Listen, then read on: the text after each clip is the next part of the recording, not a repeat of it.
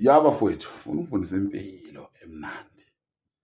Musa ukuhalela abantu abanemali uthi nawe ufuna ukukhula ube nemali khona uzophila impilo emnandi. Cha, yazi impilo emnandi uyitholaphi?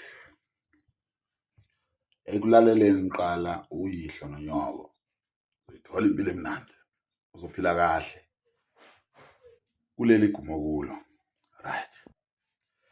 Uma usukhulile, hamba uyoshela ngendlela ozoshela ngayo.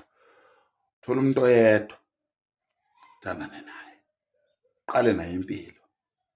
Ngizonitshela ngokuhlanganisa ngokuhlangana kwemiphefumulo emibili. Belala benza ucansi. Leyo nto le iyaconnecta nasemsebenzini, ikhona nasemsebenzini. Uma uthola umuntu uthandana naye, uze hudula amabhada kubo, nawe udonsa amabhada kini, nizohlanganisa. Kanjalo futhi ney'nhlanhla, uthola ukuthi uhudula inhlanhla zakini nalona nawe udonsa inhlanhla zakubo, nizohlanganisa la.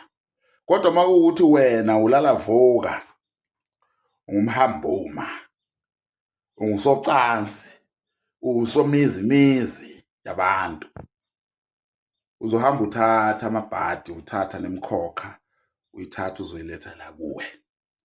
Uma usuthola umuntu uthandana naye lowo muntu loyo uzomthelela isigcwagcwa nesikhwakhwara leso naso wena ohamba uyifunela sona wena. Uyayizwa leyo nto? So engikushoyo nje manje, angifisi ukubona umuntu ehlupheka ehlushwa into zakhe. Wena njengamanje thola umuntu oyedwa uthandane naye. Lowo muntu loyo unamandla okukulobola okanye wena unamandla okumlobola okanye awunawo. Akufuni wena lokho. Uma ungenayo imali, ngithola umuntu. Kipita okungcono-ke ngesikhathini samanje. Kipita phela sikubona ukipitile umuntu wedwa, ukipite-ke okungcono.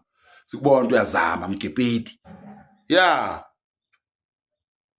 Ungasukile la usuka khona le, uhambe yabadlula uzothi uma usufika emshadweni ungasenaso isibumbu.